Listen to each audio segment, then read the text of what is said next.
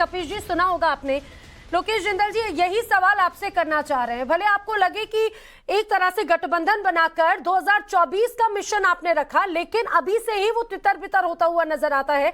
2024 तक भी क्या ये गाड़ी चल पाएगी? क्योंकि जो विचारधारा है, जो मतभेद है, वो तो अभी से एक बहुत बड़ा रूप लेते हुए नजर आता है।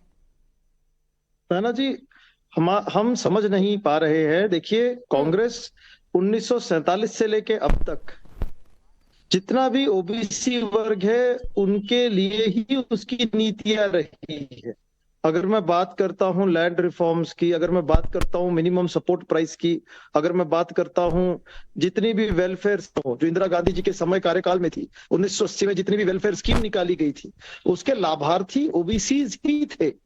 और ऐसा कह देना कि कांग्रेस की नीतियां ओबीसी के विरोध में थी, ये सरासर गलत होगा। यहाँ पर अगर कोई भी जानकार होगा जो इतिहास के बारे में थोड़ी भी जानकारी रखता हो, वो बिल्कुल सहमत होगा कि अब तक कांग्रेस की सभी जो नीतियां थी वो ओबीसी पक्ष के हित में थी, इनके लाभ में थी। लेकिन लोकेश जी, यही सवाल तो ये अखिलेश यादव की तरफ से भी उठाया गया। कपिल श्रीवास्तव जी, ओबीसी कमीशन की जातिगत जनगणना की जब बात हुई, इस पर भी अखिलेश यादव खुद कांग्रेस पर निशाना साध रहे हैं, कांग्रेस को आड़े हाथों ले रहे हैं कि भले ही कमलनाथ ये कहते हो कि भाई सरकार बन जाएगी तो उसके बाद में हम जातिगत जनगणना कराएंगे, उस पर भी निशाना अखिलेश यादव ने साधा है। भाई अगर यहां पर ये अलग अलग प्रचार करेंगे, एक दूसरे पर निशाना साधेंगे, इस मानसिकता या फिर इस तरह की रणनीति को कैसे देखेंगे हम?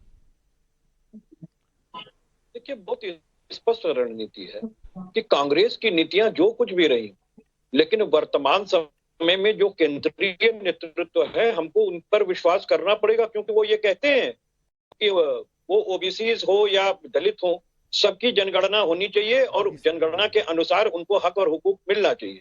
ये राहुल गांधी जी भी कहते हैं और हमारे नेता भी कहते हैं।